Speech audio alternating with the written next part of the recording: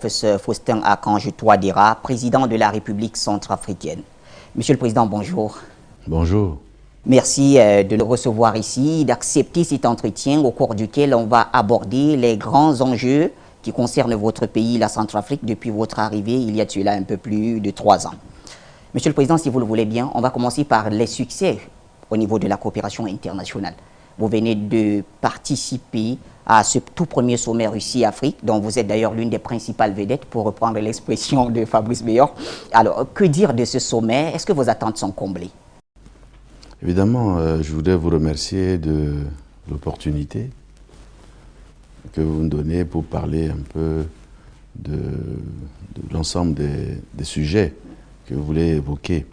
Évidemment, nous, la Centrafricaine est tout à fait honorée de participer, d'être invité et de participer à ce premier sommet Russie-Afrique, qui est un moment important dans le cadre de la coopération, disons, multilatérale, et aussi pour aborder les questions du développement de l'ensemble du continent.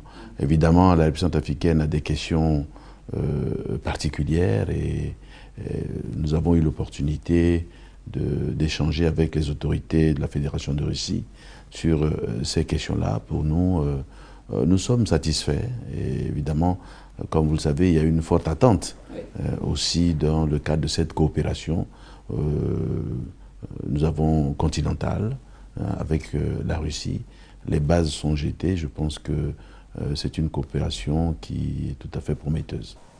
Coopération prometteuse. La RCA est quand même une expérience pour l'aide russe en Afrique, dans cette Afrique renaissante. Alors, comment évaluez-vous ceci dans votre pays? Qu'a-t-elle apporté de plus, cette Russie? Mais ce qu'il faut rappeler, c'est que la Fédération de Russie, ce n'est pas seulement maintenant que, à l'époque de l'Union soviétique, la République centrafricaine avait déjà est en coopération, même dans le domaine bilatéral, avec l'Union soviétique de l'époque et avec la Fédération de Russie actuelle. Et bien entendu, ces derniers temps, depuis fin 2017-2018, nous avons bénéficié donc du soutien de la Fédération de Russie, de son gouvernement, pour surtout sur les questions sécuritaires. Comme vous le savez, que la République centrafricaine sort d'une grave crise et aujourd'hui nous faisons face à des problèmes d'insécurité. On recherche la paix, la réconciliation. Nous sommes dans la phase de la reconstruction de nos outils de défense et dans ce domaine-là, la Fédération de Russie nous appuie justement à une montée en puissance de nos forces de défense, à la réorganisation de notre armée, avec aussi d'autres partenaires qui nous soutiennent dans ce domaine-là. Alors justement, concrètement, la Russie, qu'est-ce qu'elle fait dans cette reconstruction des FACA? Vous savez, la Russie nous a octroyé, les forces de défense et de sécurité sont aujourd'hui formées par une mission de l'Union européenne, EITM-RCA. Comme pendant la crise, on a perdu pratiquement l'ensemble du matériel létal. Et donc, pour cette montée, cette reconstruction de l'armée centrafricaine, il a fallu obtenir les moyens de la mission de cette nouvelle armée. Et donc, la Fédération de Russie nous a consenti gracieusement des armes pour aider à la reconstruction de ces forces de défense et de sécurité. Et dans ce cadre-là, il y a une mission. Des instructeurs russes forment également nos militaires à l'utilisation de ces armes. Et je crois qu'au jour d'aujourd'hui, plus de 3000 militaires ont été formés et d'autres sont en cours de formation. Est-ce que cette coopération ne fait pas de jaloux? Comment, qu'est-ce que vous entendez par... Alors, on sait que la RCA a quand même des partenaires dits traditionnels. Je ne vais pas le citer. La France, par exemple, qui est là depuis plusieurs décennies. Est-ce que cela n'amène pas des petits bruits au niveau diplomatique, au niveau même de la coopération avec ces autres États? Oh, vous savez, la République centrafricaine, je vous ai dit, sort d'une période difficile de son histoire. Et nos forces de défense sont vraiment effondrées. Et aujourd'hui, les défis sont énormes. Nous avons mis en place un plan national de défense qui nécessite beaucoup de moyens dans tous les domaines de l'action militaire. Bien entendu, tous nos partenaires sont aujourd'hui invités à nous appuyer dans les diverses... vous savez, aujourd'hui, la France nous appuie. Dans le cadre, elle intervient aujourd'hui à Boire et dans un certain nombre de domaines. Et les États-Unis également interviennent dans un certain nombre. La Chine aussi. Donc, il n'y a pas de... comment dire, il n'y a pas d'exclusion dans le cadre de l'appui que demande la République centrafricaine. Donc c'est peut-être, les gens font beaucoup d'amalgames, il n'y a pas de contradiction, il n'y a pas d'exclusivité, non. C'est juste une Centrafrique ouverte à la diversification des partenariats? Nos problèmes sont énormes, nos défis sont très grands. Et aujourd'hui, nous demandons à tous nos partenaires, aux amis de la République centrafricaine, de nous appuyer, de nous aider. Et nous avons un plan national de défense. Je vous donne un exemple. Nous avons changé, nous sommes orientés aujourd'hui vers, disons, des forces de défense qui sont octroyées plus vers la projection. Oui. Donc une nouvelle orientation.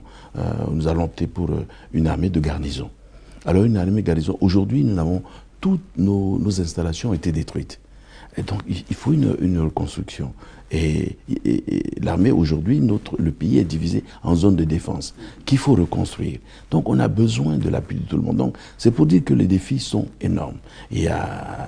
On a besoin de la Fédération de Russie et qui a accepté de nous aider dans un volet. Nous souhaitons que les divers domaines soient encore élargis. C'est ce que nous avons demandé.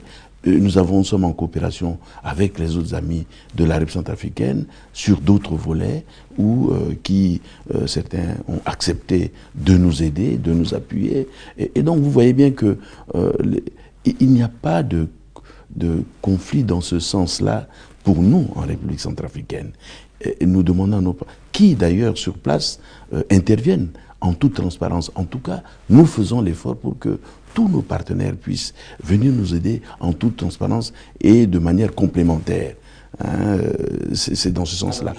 C'est parfois de faux débats. Des gens veulent introduire des faux débats pour créer des conflits, pour créer... Non, je pense que de la position de la République centrafricaine, nous avons besoin de soutien de nos partenaires. Aujourd'hui, il y a beaucoup de choses à faire. Et déjà, vous voyez bien que notre économie, c'est vraiment en grande difficulté. On essaie de reconstruire, de faire en sorte que la République centrafricaine puisse être en mesure de répondre à ses besoins. Mais aujourd'hui, nous avons besoin de tous nos partenaires. Voilà. Monsieur le Président, justement, vous parlez de tous les volets et vous avez évoqué le volet économique. Justement, ce volet est parfois décrié par certains de vos opposants qui estiment qu'il manque de lisibilité dans votre coopération avec la Russie. Comment vous répondez à cela? La lisibilité, c'est-à-dire? C'est-à-dire qu'on ne comprend pas très bien comment vous faites sur le plan économique avec la Russie. Est-ce qu'il y aurait des accords secrets que d'autres ne le sauraient pas? On parle par exemple des richesses de vos ressources minières. Est-ce que la Russie ne convoite pas cela? Est-ce que le président aurait des accords à huis clos en aparté avec cette qu'ils ont qu'à apporter les preuves de cela. Nous nous sommes adressés aux autorités de la Fédération de Russie qui, dans ce cadre-là, ces autorités ont bien voulu nous aider. Il faut que les gens comprennent cela. Et en République centrafricaine, tous les secteurs de l'économie sont libéralisés. Mais aujourd'hui, on ne peut rien faire en cachette. Aujourd'hui, dans ce siècle-là, comment peut-on... Alors, même si c'est des exploitations, Est-ce que ces exploitations vont se faire sous la terre ou quelque chose comme ça? C'est à découvert. Et les gens sauront exactement qui fait quoi et dans quelles conditions. La Constitution est tout à fait claire dans ce domaine-là. Nous avons un code minier. Hein, et par exemple, des investisseurs, des partenaires économiques qui veulent investir, eh bien, les règles sont bien définies dans notre code minier. Il ne faut pas aller chercher aujourd'hui, s'il y a une exploitation, ou il y a... Mais c'est à ciel ouvert, les gens vont regarder, vont se poser des questions. Et ceux qui disent qu'il y a des contrats secrets, mais qui n'ont qu'à porter la preuve. Tout ça, c'est de l'amalgame pour continuer à enfoncer un pays qui, aujourd'hui, veut se développer. Une population qui a envie, qui a monté sa capacité, sa résilience, mais a besoin de bien-être, de se développer, comme tous les autres peuples. Mais je ne comprends pas qu'on continue toujours de dire qu'il y a des contrats secrets, tout ça. Aujourd'hui, le secteur minier, il y a un code minier. Quand on veut intervenir dans ce secteur-là, eh bien, il y a des conditions. Il suffit de les remplir. Voilà qui est clair. Alors, Monsieur le Président, parlons à présent de la participation de la RCA sur le continent.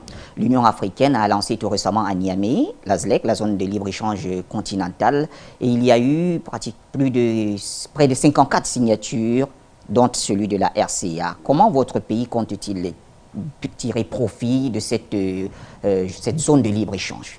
Vous savez, c'est une très bonne chose. Et c'est pour ça que la République centrafricaine a signé, disons, la zone libre d'échange continentale. Parce que nous pensons que ça va ouvrir d'opportunités à tous les pays africains, à des échanges entre pays africains qui vont nous aider, surtout dans le cas de la République centrafricaine. C'est vrai que notre industrie est très faible, mais ça c'est maintenant. Nous envisageons aussi à développer des capacités pour échanger avec les autres pays africains, et je pense que c'est une opportunité. Il ne faut pas regarder la République centrafricaine seulement d'aujourd'hui, mais aussi dans l'avenir.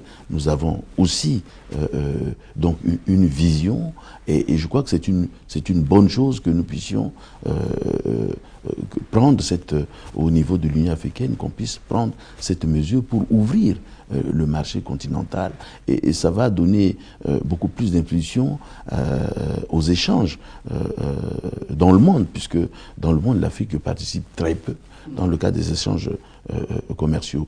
Et il est temps qu'on ouvre ce marché des échanges intra-africains. C'est très, très important. Et ça nous positionne aujourd'hui dans le monde, dans le monde commercial avec les autres continents. Donc c'est important. Bien que nous n'ayons pas encore une industrie bien développée, mais la RCA ne va pas rester là. La RCA a vocation à se développer, à créer des structures qui permettent de participer activement dans cette zone libre d'échange. Un grand projet donc pour l'avenir, mais au-delà des questions économiques, il y a aussi que l'Union africaine s'est fait entendre sur le plan sécuritaire en œuvrant à l'aboutissement de l'accord de paix entre votre gouvernement et les groupes armés. Est-ce que vous en êtes satisfait aujourd'hui? Nous devions d'abord remercier l'Union africaine qui donc nous a appuyés, a conduit les discussions dans le cadre du dialogue avec les groupes armés. Et aujourd'hui, nous avons un accord sous l'égide de l'Union africaine et qui associe aussi tous les autres partenaires. Et il y a l'Union européenne, la CEAC qui a vraiment participé, et puis tous les pays voisins qui sont des garants et des facilitateurs de cet accord pour permettre à la République centrafricaine de retrouver sa stabilité et la paix et la réconciliation nationale. Donc c'est une action très très très importante. Nous remercions donc l'Union africaine pour ce soutien et d'ailleurs nous continuons dans la mise en œuvre, parce que dans la mise en œuvre nous avons besoin de de l'Union africaine encore, qui suit avec nous la mise en œuvre, y compris les autres partenaires, notamment l'Union européenne, les Nations unies, à travers la MINUSCA et les autres instances, les autres agences des Nations unies qui travaillent à nos côtés pour que, justement, cet accord puisse nous amener la paix. Et moi, je suis confiant vraiment de bon aboutissement de cet accord. Bien entendu, il y a encore des défis. Et il y a beaucoup de défis parce que la mise en œuvre nécessite des moyens, la compréhension de certain nombre de choses, et nous continuons à travailler. Et sur le terrain, il y a encore des défis sécuritaires sur lesquels nous travaillons avec les garants et les facilitateurs. Comment vous l'évaluez, la question sécuritaire? Il y a des progrès. Il y a des progrès. Vous voyez bien que les violences ont vraiment sensiblement diminué. Il y a encore des activités de violence par-ci, par-là, mais nous travaillons. Nous voulons contraindre disons pas contraindre, mais disons demander ou faire en sorte que toutes les parties signataires de cet accord puissent remplir leurs engagements afin que nous retrouvions la paix. Et ça, on a besoin du soutien des garants pour établir la confiance, pour que nous puissions vraiment que ces violences et que pour permettre qu'on arrête la violence, pour laisser donc la place à nos populations de vaquer librement à leurs occupations. Monsieur le Président, les accords de paix de Khartoum ont quand même permis ou ont facilité l'aboutissement d'un gouvernement, j'allais dire, inclusif. Mais comment se fait aujourd'hui la cohabitation avec ces ex-chefs rebelles? Est-ce que tout se passe très bien au niveau du gouvernement? Je vous dis que il y a des avancées. Il y a vraiment des avancées. Vous pouvez vous-même le constater. Mais il y a des défis. Oui. Beaucoup de défis dans la mise en œuvre. Sur quoi nous continuons à travailler. Parce que, bon, le fait de signer, ça ne veut pas dire aujourd'hui tout va s'arrêter. Il y a la mise en œuvre. Donc, nous suivons. Il y a tous les organes de mise en œuvre ont été mis en place. Nous travaillons avec les responsables des groupes armés pour indiquer les voies à suivre, dénoncer quand il y a des points qui n'ont pas été respectés, demander aux garants et aux facilitateurs de nous appuyer de telle sorte que tout le monde puisse respecter les dispositions de cet accord, notamment les articles 34 et les articles 35. Et nous continuons d'ailleurs tous les jours, nous suivons, il y a des avancées. Avant de venir ici, j'ai donc lancé les USMS, les unités spéciales mixtes de sécurité, qui commencent donc à l'ouest. On va poursuivre au centre et à l'est pour justement remplir toutes les dispositions qui ont été prévues dans le cadre de cet accord. Je le répète, il y a beaucoup d'avancées. Mais il y a encore des défis sur lesquels nous devons travailler. On a besoin de soutien des uns des autres et puis aussi de l'adhésion du peuple centrafricain. Des défis, vous avez besoin de l'adhésion du peuple centrafricain, c'est un fait. Monsieur le Président, mais est-ce que pour endiguer définitivement cette question sécuritaire dans votre pays, il ne serait pas plus juste de lever définitivement l'embargo onusien sur les armes? Est-ce que vous avez entrepris des démarches dans ce sens-là? C'est un aspect, comme je l'avais mentionné tout au début, nous sommes en train de reconstruire notre outil de défense et de sécurité.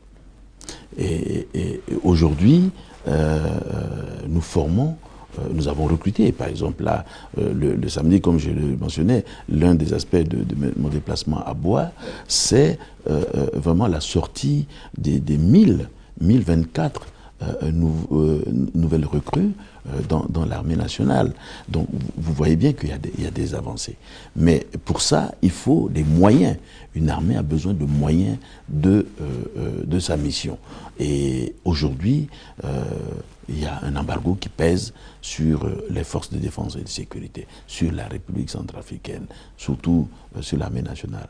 Donc nous demandons que cet embargo soit totalement levée. Nous l'avons dit la dernière fois à la tribune des Nations Unies, nous avons demandé ouvertement. Nous avons rencontré également le secrétaire général des Nations Unies. Nous avons fait cette demande parce que si cet embargo avait son sens au début de la crise, mais aujourd'hui, nous pensons que cet embargo n'est pas justifié. Et donc, il y a eu des évolutions, tout au moins pour les forces de défense et de sécurité qui sont formées aujourd'hui par la communauté internationale, notamment l'Union européenne, notamment les instituteurs russes en ce qui concerne la formation sur les armes.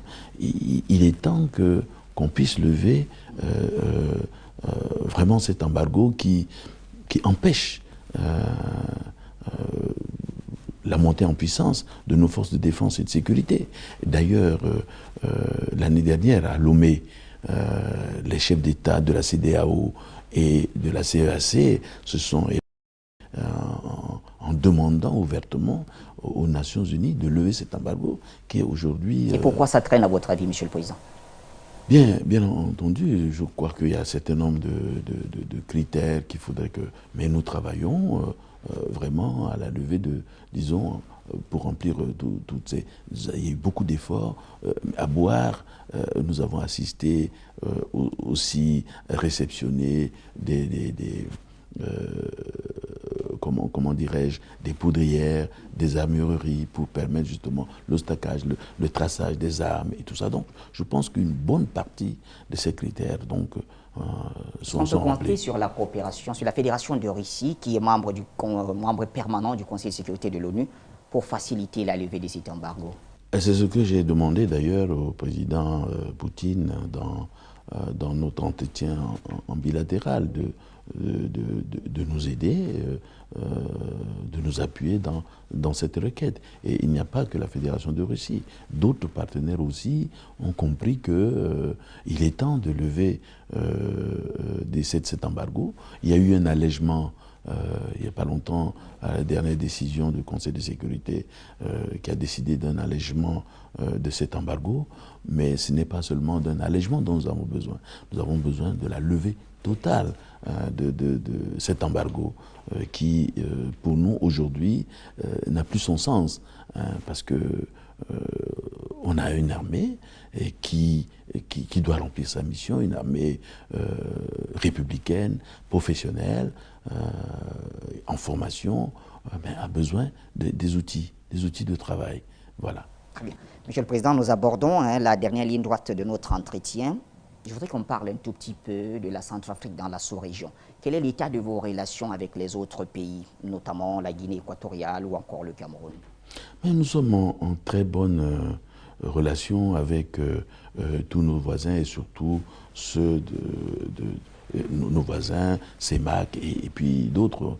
La République centrafricaine n'a pas de problème avec, bien au contraire, nous avons bénéficié de soutien de beaucoup de nos pays frères et voisins. Certains nous ont aidés. La Guinée équatoriale, par exemple, a formé, nous a aidés dans la formation, aujourd'hui au niveau sécuritaire, que nous utilisons en ce moment. D'autres, le Cameroun nous a aidés, surtout dans le cas de levée d'embargo et bien des relations, même économiques, et nous échangeons surtout des informations et participent aujourd'hui comme facilitateurs dans le cas de l'accord, et bien d'autres pays de la sous-région. Quand on avait signé l'accord à Bangui, eh bien tous les pays voisins sont venus aux côtés de la République centrafricaine pour aider, pour montrer que, en fait, la paix en République centrafricaine concerne aussi tous les États voisins et toute l'Afrique.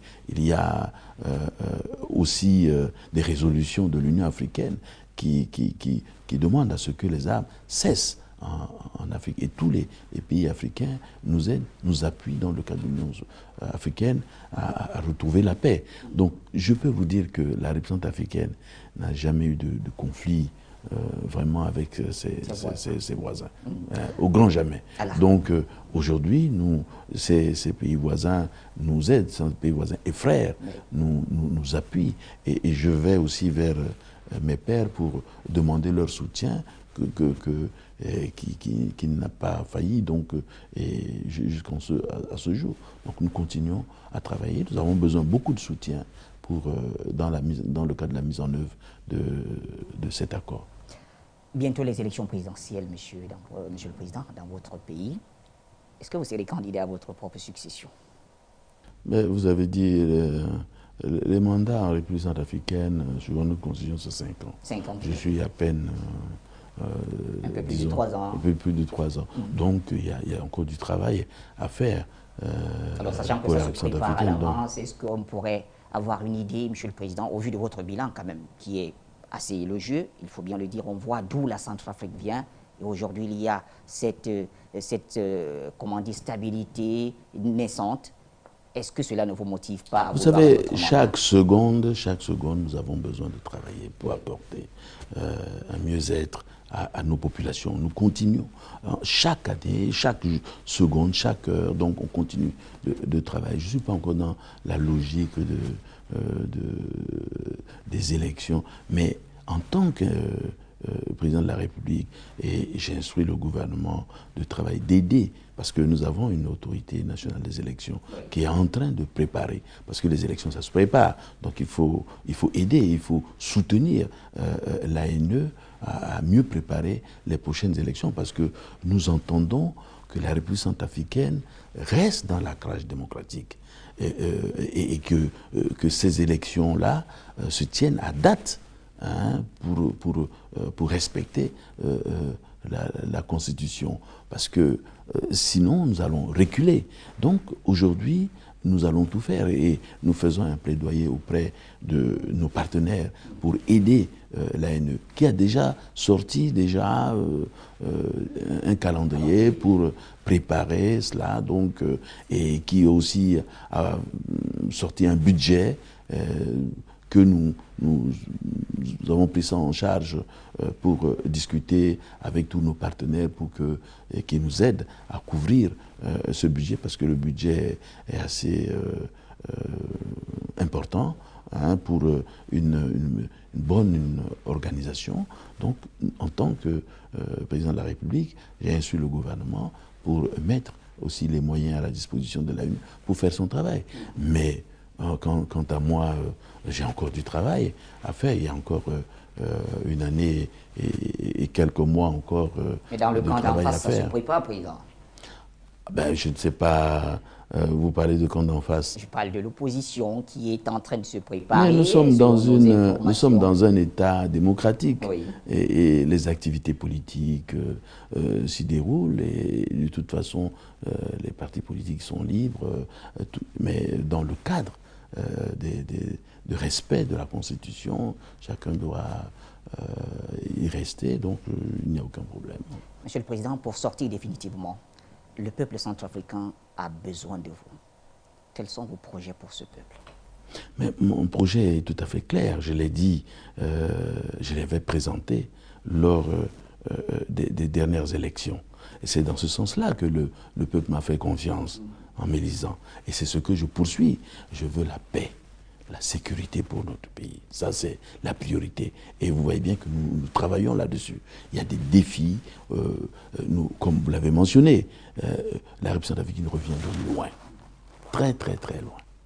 Mais aujourd'hui, il y a des avancées qui sont très très nettes et que l'on voit. Mais il y a encore des défis, parce que nous revenons de très très loin, sur le plan sécuritaire et aussi sur le plan vraiment du développement.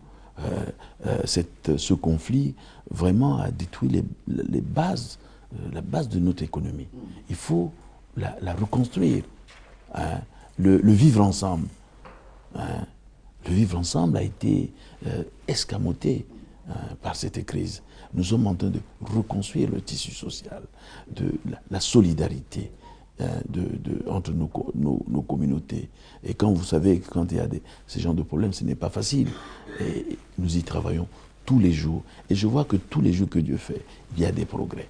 Il y a des progrès. Mais il y a des défis. Hein, il y a vraiment des défis. Et ce n'est pas seul le président de la République. Hein, c'est tout le peuple centrafricain. qui est invité à faire ce travail, à aller de l'avant. Et j'ai confiance. Je vois que le peuple centrafricain, qui a une grande capacité de résilience, va dans ce sens-là. Et donc, les défis sont là. Nous l'avons exprimé, surtout dans le cadre, par exemple, du RCPCA, où on a défini les priorités à l'heure actuelle.